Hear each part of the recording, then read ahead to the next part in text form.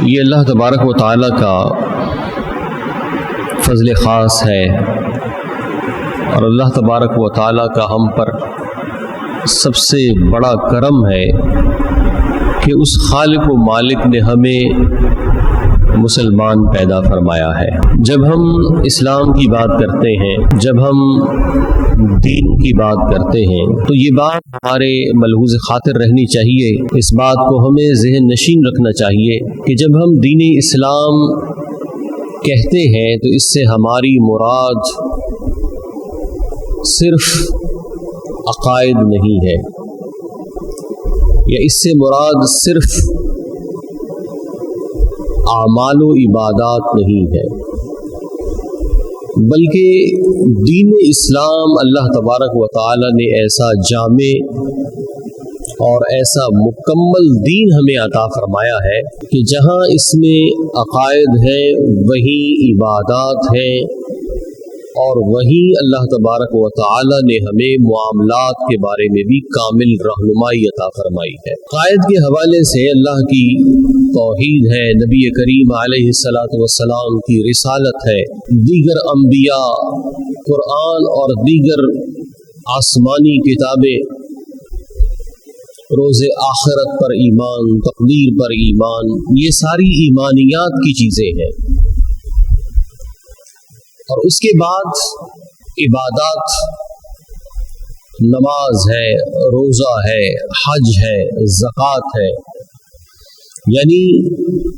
جسمانی عبادات اور مالی عبادات۔ اور تیسرے درجے میں چیز ہے جو انتہائی اہم ہے، وہ معاملات کا علم ہے۔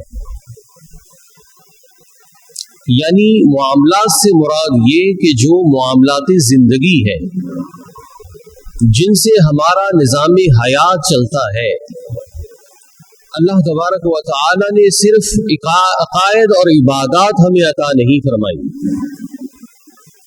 بلکہ مالک کائنات نے ہمیں معاملات زندگی ان کو چلانے کے لیے بھی مکمل نظام نبی مکرم شفیع دو عالم صلی اللہ علیہ وآلہ وسلم کی صورت میں عطا فرمایا ہے کہ معاملات زندگی یہ بھی دین اسلام کی تعلیمات کے مطابق گزاری جائیں۔ اب معاملات زندگی میں جو بنیادی چیز ہے، جس پر تمام یوں سمجھ لیجئے کہ عبادات اور بندے کے اپنے وجود کا بھی دار و مدار ہے،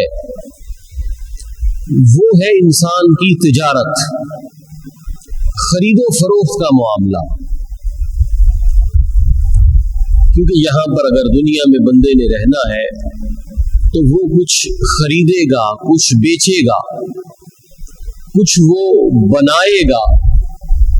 لین دین کے بغیر انسانی زندگی کا تصور نہیں ہے۔ لین دین کے بغیر آپ اگر دیکھیں، ہم کہیں کہ لین دین جو ہے وہ ایک بھکاری جو ہے جو بھیک مانگتا ہے، وہ تجارت سے خالی ہے، تو ایسی بات بھی نہیں ہے۔ ایک بھکاری ہے، وہ اگرچہ لوگوں سے مال جو ہے وہ بھیک مانگ کر لیتا ہے، لیکن بہرحال اسے بھی بہت سی چیزیں خریدنا پڑتی ہیں۔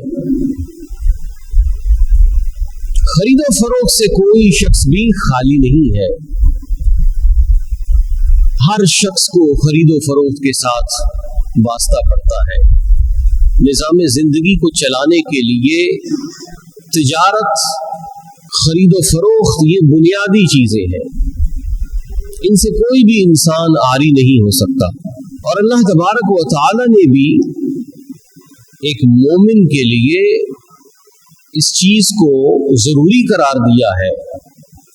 کہ وہ اللہ تبارک و تعالی کا فضل تلاش کرے، زمین سے اپنے لیے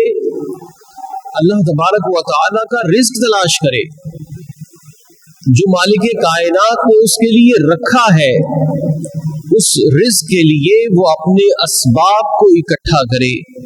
اپنی صلاحیتوں کو بروئے کار لائے اور ان صلاحیتوں کو استعمال کرتے ہوئے اللہ تبارک و تعالی نے جو اس کے لیے رزق رکھا ہے اس رزق سے جتنا چاہے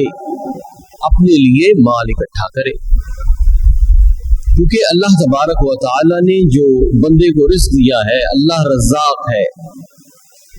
ہم عموماً یہ آیت مبارکہ دیکھتے ہیں واللہ خیر الرازقین، اللہ تبارک و تعالی بہترین رزق دینے والا ہے، تو اللہ رزاق ہے، رازق ہے۔ اب